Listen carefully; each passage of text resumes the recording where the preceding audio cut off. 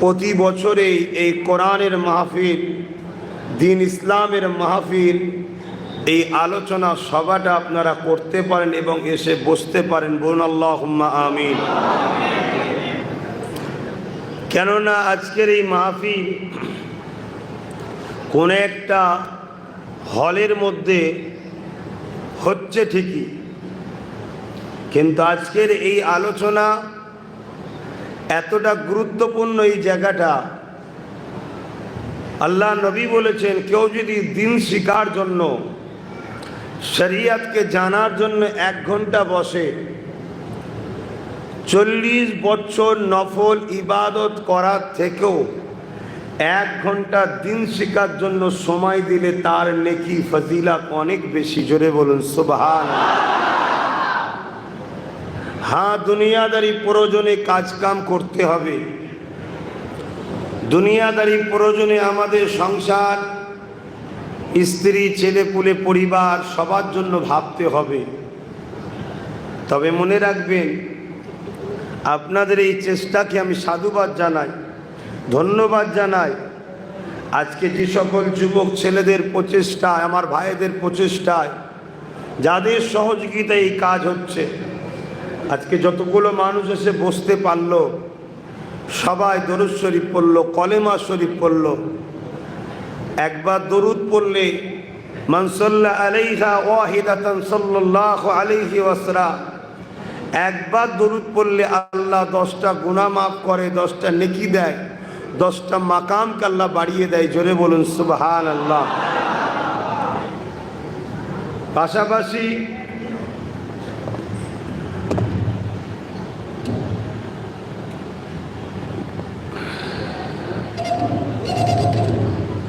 Actually এগুলো spring তো নেমে যাচ্ছে।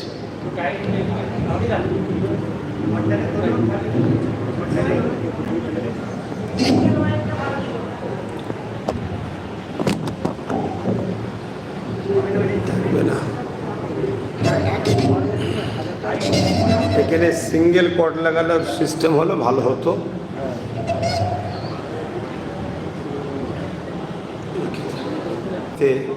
খটকা লাগে। তো যে কথা বলছিলাম, আজ টোটাল পৃথিবীতে বিভিন্ন ধর্ম, বর্ণ, ভাষার মানুষ আছে। আমরা বাঙালি, আমরা বাংলা ভাষা আমাদের মাতৃভাষা, পাশাপাশি আমাদের ধর্ম হলো ইসলাম। ইসলাম পিস, শান্তি, শান্তির বার্তা দিয়েছে। অতএব এই আলোচনার মাধ্যম দিয়েই আমরা আপনাদের কাছে কোরআন সুন্নাহর যে আদর্শ, সেটাই আপনাদের কাছে আমরা রেখে থাকি। আজকে আপনারা মূল্যবান সময় বার করে আজকের এই মহতি মাহফিলে এসেছেন। আরও একবার আপনাদেরকে ধন্যবাদ জানিয়ে আল্লাহ শুকরিয়া আদায় করে বলি আলহামদুলিল্লাহ। নিশ্চয়ই আমরা জানি একটা মাস আমাদের কাছে চলছে, এই মাসটাও কিন্তু আমাদের কাছে বড় গুরুত্বপূর্ণ বিষয়। রবিউল আউয়ালের চাঁদ চলছে। 1 লক্ষ মাতান্ত 2,24,000 নবী রসুল আল্লাহ পাঠিয়েছেন। উদ্দেশ্য আল্লাহর বান্দা বান্দিদের করে খারাপ বুড়াই রাস্তা থেকে বাঁচিয়ে আল্লাহর রাস্তা দেখাবার জন্য। কিন্তু এই যে মাসটা চলছে রবিউল আউয়ালের মাস, এই মাসে 570 খ্রিস্টাব্দে 12 রবিউল আউয়াল সোমবার শুভে সাদিকের সময় সর্বকালে সর্বশ্রেষ্ঠ নবী, রসুল, পয়গম্বর, আওতার, মেসেঞ্জার, প্রফেট হযরত মুহাম্মদ আরবি সাল্লাল্লাহু আলাইহি ওয়াসাল্লামকে আমাদের ঘরে আল্লাহর সাথে সম্পর্ক, আল্লাহর রাস্তা দেখাবার জন্য দয়াময় আল্লাহ তিনাকে দুনিয়ার জমিনে পাঠিয়েছিলেন। জোরে বলুন সুবহানাল্লাহ। তা এই মাস প্রতিটা উম্মতে মুহাম্মাদির কাছে, বিশেষ করে রসুলের আশিকদের কাছে, নবীর ভালোবাসার উম্মত উম্মাতিদের কাছে এ মাস বড় নিয়ামতপূর্ণ, বড় গুরুত্বপূর্ণ মাস। কেননা আজ থেকে ১৫০০ বছর আগে যদি ইতিহাসটা সংক্ষেপে একটু আপনাদেরকে শোনাই, আইয়ামে জাহিলিয়াতের যুগ বলা হতো। যে সময়ে নিজের আব্বা বাবা নিজের কন্যাকে জ্যান্ত পুঁতে দিত, যে সময়ে সন্তান তার মায়ের সঙ্গে নোংরা কাজ করত, যে সময়ে সম্রাটরা প্রজাদের ঘরে দাস দাসী রাখেল বানিয়ে দিয়েছিল, যে সময়ে কাবার মতো পবিত্র ঘরকে ৩৬০টা নকল খোদা রেখে উলঙ্গ তওয়াফ হতো, পৃথিবীতে যত বড়াই খারাপি অন্যায় অত্যাচার পৃথিবী জুড়ে ভরে গিয়েছিল। এক কথায় পৃথিবী ধ্বংসের দিকে যাচ্ছিল। এই ধ্বংস পৃথিবীকে, অশান্ত পৃথিবীকে, অত্যাচারী মানুষগুলোকে মহান রব্বুল আলামিন ন্যায় সত্য ইনসাফ ইনসানিয়াতের রাস্তা দেখাবেন বলে হযরত প্রফেট মোহাম্মদ রসুলকে রাহমাতাল লিল আলামিন করে পাঠিয়েছেন। জোরে বলুন সুবহানাল্লাহ। আল্লাহর কাছে শুকরিয়া জানাই আমরা সেই নবীর উম্মত হতে পেরেছি। প্রতিটা নবী আলাইহিস সালামই আল্লাহর কাছে আরজু করেছেন, আল্লাহ আপনি যে আমাকে নবী না করে আখিরি নবীর উম্মত করতেন, নিজেকে ধন্য মনে করতাম। আর আল্লাহ আমাদেরকে দয়া করে সেই নবীর উম্মত করেছে। তাই আমাদের একটা কর্তব্য দায়িত্ব থেকে যায়। সংসার যেমন দেখতে হবে, কাজকাম যেমন করতে হবে, তার মধ্যে একটা দায়িত্ব আমার রসুলের দিনের মাহফিল বা দিনের আলোচনার মাহফিল অ্যাকচুয়ালি শিক্ষার ব্যবস্থা। এটা একটা শিক্ষা ব্যবস্থা হচ্ছে এখন, এটাকেও কিন্তু আমাদেরকে করতে হবে, করে মানুষের কাছে আমার রসুলের মেসেজ, দিনের মেসেজ পৌঁছে দিতে হবে। জোরে বলুন সুবহানাল্লাহ। এ বিষয়টাই আরেকটা কথা বলি, বলে আমি ওই দিকে আলোচনার দিকে যাচ্ছি। আল্লাহ নবী বলেন এই জমিনে একদল রহমতের ফেরেশতা ঘুরে বেড়ায়।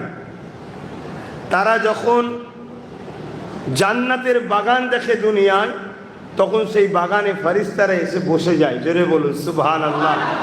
সাহাবা হুজুররা জিজ্ঞেস করলেন, ইয়া রাসূলুল্লাহ, হাবিবাল্লাহ, দুনিয়ায় জান্নাতের বাগান কোথায়? আল্লাহ নবী বলেন, ক্বালা হালাকাজ যিকির, যেখানে আল্লাহর জিকির হয় সেই জায়গায় ওই রহমতের ফেরেশতারা এসে বসে যায়।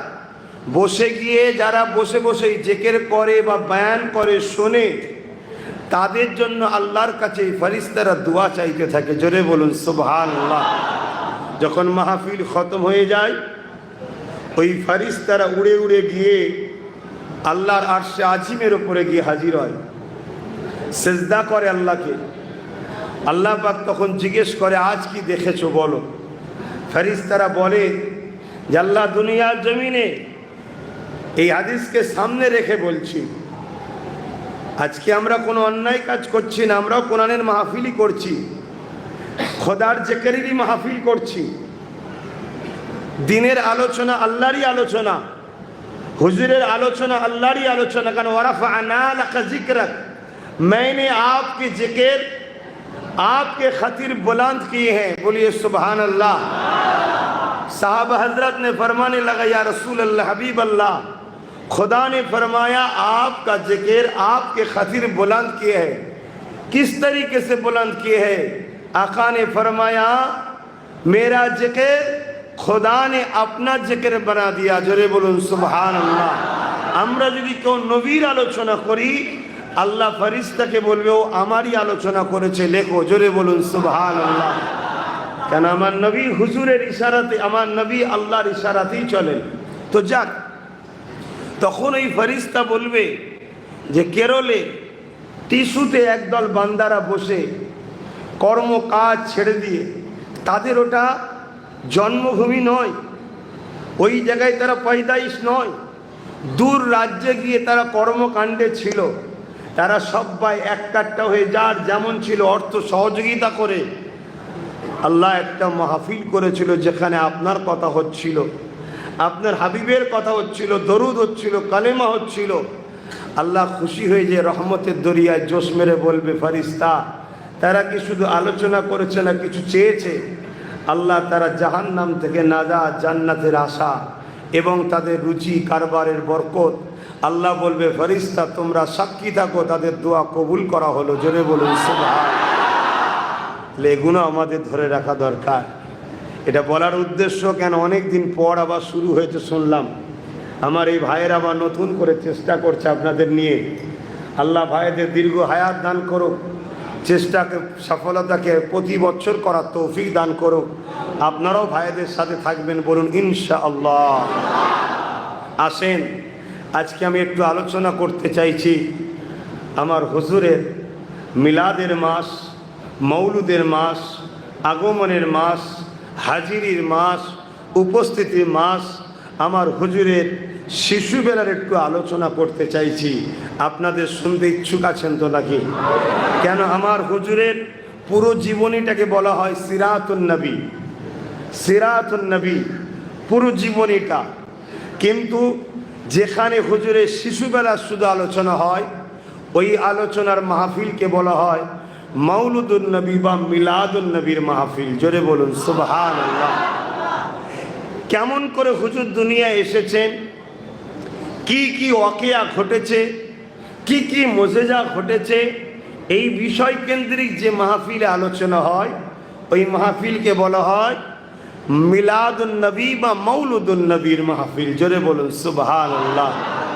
যে নবী না হলে লাউ লাকা লামা খলাকতুল আফলাক, না ये जमीन होता ना आसमान होते, न चांद होते न सितारे होते, न हज़र न सजर कुछ भी ना होते, जिसके खातिर खुदा ने हर शय को बनाया। सबसे पहले खुदा जब अपने आप को ज़हीर करने का इरादा किया तो खुदा ने फरमाया कुन हो जा, फयाकुन हो गया। एक नूर हुआ जिसका नाम खुदा ने रखा मुहम्मदुर रसूल। बोलिए सुभान अल्लाह। अपने पास कितने साल रखे हैं खुदा को मालूम है, मगर सबसे पहले आदम से पहले और पहले जिब्रील से पहले मिकाईल इस्राफील अजराइल से पहले आर्श से पहले कुर्सी से पहले जब कुछ भी ना था, वक्त भी ना थे, टाइम भी ना थे, तब खुदा ने मेरे हबीब का नूर को पैदा किए हैं। बोलिए सुभान अल्लाह। कुन से बनाया है, कुन ममाना हो जा फयाकुन हो गया। তা আল্লাহ রসুলকে তখন তৈরি করেছে সর্বপ্রথম। আমরা গর্বিত, আমরা মুসা নবীর উম্মত নয়, ঈসা নবীর উম্মত নয়, জাকারিয়া নবীর উম্মত নয়, ইব্রাহিম নবীর উম্মত নয়। আমরা তিনার উম্মত, জিনার উম্মত হওয়ার জন্য ইনারাও আল্লাহর কাছে দরখাস্ত জানিয়েছে। জোরে বলুন সুবহানাল্লাহ। আল্লাহ আল্লাহ। তাই নিজেকে ভাবতে শুকুন আমি কে, আল্লাহ কত নসিব ওয়ালা করেছেন। আসুন সেই নবীর একটু মিলাদ বানাই। তো মিলাদ বানাবার আগে দুটো বিষয় প্রথম আলোচনা করব। এক, শরিয়াতে মিলাদ বানানো চলবে কিনা, দ্বিতীয় মিলাদ বানালে ফায়দা কি আছে। প্রথম কথা হলো শরিয়াতে মিলাদ বানানো মামানা सेलिब्रेशन करना, किसी को याद करना, किसी वाकया को याद करना जिसे सेलिब्रेशन करते हैं। এই যে ইয়াদ করা, স্মৃতি বানানো, এটা ইসলামে আছে না নাই, এটা প্রথম জানতে হবে। দেখুন সাদা মাটা ভাষায় আপনাদেরকে বলছি, কেন আপনারা বড় কাজ কারবারলে ব্যস্ত মানুষ। যদি বুখারি মুসলিম সব মাথায় চাপিয়ে দিই সব কাজ হান বড়টা বেজে যাবে, অত ডিপ ঢুকতে পারবেন না। এতটুকু জেনে রাখেন, 5 ওয়াক্ত যে নামাজ, আফজালুল ইবাদত ইবাদাতুস সালাত, सबसे आला सबसे अफजल इबादत সালাত হয়, নামাজ। ওই 5 ওয়াক্ত নামাজ, ওই নামাজটাও কোনো না কোনো নবীর यादगार স্মৃতি। জোরে বলুন সুবহানাল্লাহ। पहले फजर का नमाज आदम सफीउल्लाह का यादगार है। आदम सफीउल्लाह স্মৃতি হলো ফজরের নামাজ। আপনারা জানেন কি জানেন না একটু বলবো? যুবকরা কি বলছো একটু বলি। আদম সফিউল্লাহ আমাদের সবার আব্বাজান, মুসলিম হোক, হিন্দু হোক, খ্রিস্টান হোক, জৈন হোক, বহু পৃথিবীতে যত মানুষ আছে সমস্ত মানুষের প্রথম বাবা হলো হযরতে আদম আলাইহিস সালাম। তিনার থেকে মানুষ্য জাতি শুরু হয়। কত বুঝে আসছে? এবং মা হাওয়া হলেন প্রথম আমাদের আম্মাজান। এই দুজনের মিলন থেকে পৃথিবীতে মানুষ শুরু হয়েছে। তা বাপ আদম আলাইহিস সালাম যখন দুনিয়ায় আসেন গন্ধম ফল খাওয়ার ওসিলায়, बाप एसेছিলেন हिंदुस्ताने, इसीलिए तो हम सब कहते हैं सारे जहां से अच्छा हिंदुस्तान हमारा, क्योंकि हिंदुस्तान हमारी बाप का मुल्क है। ये आदम सफीउल्लाह पहले जन्नत से इधर आए हैं, हिंदुस्तान के साथ जन्नत की डायरेक्ट कनेक्शन है। बोलिए सुभान अल्लाह। এই জন্য আমরা তো বলি সব থেকে শ্রেষ্ঠ আমার হিন্দুস্তান। আর আরব হলো আমাদের আম্মাজান মা হাওয়ার দেশ। জোরে বলুন সুবহান আল্লাহ। তো হিন্দুস্তানে আমাদের আব্বাজান এসেছিলেন আর মা হাওয়া ছিলেন আরবে। দুজনে এক জায়গায় একে অপরকে খুঁজে বেড়ায়। যাক, আমি যেটা বলতে চাইছি, বাপ আদম আলাইহিস সালাম দূরে কা শুকরানা নামাজ পড়েছিলেন। এক কিতাবের মধ্যে আছে রাত বড় অন্ধকার, আল্লাহর কাছে বলেছিলেন আল্লাহ এই রাতের অন্ধকারে একা একা ঘুরছি, অন্ধকারটা কাটিয়ে দেন। তো অন্ধকারটা যখন কাটে, ওই যে ভোরের শোবে সাদেকের ওয়াক্ত আছে, ওই সময়টা যখন আসছে, বাপ তখন অন্ধকার কাটার জন্য এক রেকাত আর আলো আসার জন্য আর এক রেকাত দূরে কা শুকরানা নামাজ পড়েছিল। ওই দূরে কা শুকরানা নামাজ उम्मत मोहम्मद के लिए फर्ज का फर्ज नमाज बन गए। बोलिए सुभान अल्लाह। এটা বাপ আদম সাল্লামের কিন্তু ইয়াদে আল্লাহ আমাকে দিয়েছে। কথা মাথায় ঢুকছে? স্মৃতি বানাচ্ছি আমরা। সব থেকে বড় ইবাদত নামাজ, সেটাও দেখুন বাপ আদমের স্মৃতি। চলে আসেন জোহরের নামাজ। হজরতে ইব্রাহিম খলিলুল্লাহ 4 রেকাত শুকরানা নামাজ পড়েছিল। কেন? আল্লাহর কাছে দোয়া চেয়েছিলেন, আল্লাহ সন্তান আমাকে দেন। আল্লাহ পাক হযরত ইব্রাহিম আলাইহিস সালামের দোয়া কবুল করে হযরত নবী ঈসা আলাইহিস সালামকে দান করেছিলেন। হযরত ঈসা আলাইহিস সালাম যখন দুনিয়ায় আগমন করেছিলেন, ভূমিষ্ঠ হয়েছিলেন, ওই সময়টা ছিল জোহরের সময়। আব্বা জান ইব্রাহিম আলাইহিস সালাম সন্তান ঈসা আলাইহিস সালাম হওয়ার জন্য শুকরানা 4 রেকাত নামাজ পড়েছিলেন। ওই নামাজ উম্মতে মুহাম্মাদের জন্য ফজরের ফরজ 4 রেকাত হয়ে যায়। আমি একটা জিনিস বুঝাতে গিয়ে এগুলো আনছি যে ইয়াদগার বানানো যাবে হ্যাঁ কি না। নবীদের স্মৃতি দেখুন আমরা বানাচ্ছি। যখনই জোহরের নামাজ পড়বেন মনে রাখবেন ইসাক নবী এসেছিল, তাই বাপ আদম পড়েছিল, ওটা আমাদের এই বাপ ইব্রাহিম পড়েছিলেন, ওটা আমাদের জন্য ফরজ। তাহলে ইয়াদগার আছে না না ইসলামে? একটু হ্যাঁ কি না বলেন। এটা কেন বুঝাচ্ছি? যখনই আমি নবীর শিশুবেলার ইয়াদগারটা বানাবো, যাতে আমাদের মধ্যে মতনৈক্য না তৈরি হয়ে আসে যে হুজুরের ইয়াদগার বানাবো কেন, শিশুবেলার কথা শুনবো কেন। অতি পুরো ইসলামে বড় বড় কাজগুলো দেখুন ইয়াদগার বানানো। এ নওজওয়ানেরা, আপনি এমন করে হজ করতে যাবেন, ওই হজটার মধ্যে কি রয়েছে? আপনি দামি দামি লেবাস পরে লক্ষ লক্ষ টাকা খরচ করে এমন করে মক্কা শরীফ তওয়াফ করতে যেতে লেগেছেন। হুদুদে হারামাইন শরীফে ঢোকার আগে আপনাকে পরনার সমস্ত লেবাস খুলে ফেলতে হবে, 2 থান চাদর কাপড় পরতে হবে, যে কোনোর মধ্যে কোনো সেলাই যেন না থাকে। এখন প্রশ্ন তো জাগতেই পারে, আল্লাহ এত টাকা খরচ করে দামি দামি জুব্বা কব্বা পরে এলাম, দামি দামি জামা কাপড় পরে এলাম, সব কিছু আপনি খুলিয়ে দিয়ে এই 2 থান চাদর কেন আপনি পরাচ্ছেন?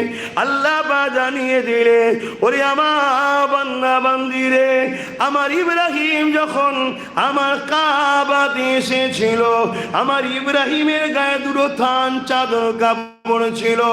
ইব্রাহিমের ড্রেসটা আমার পছন্দ হয়ে গেছে, তাই কিয়ামত পর্যন্তই যারা আমার কাবাতে আসবে, আমার বন্ধুর ইউনিফর্ম লেবাস ওই 2 চাদর পরে আসতে হবে। আরো জোরে বলুন সুবহান।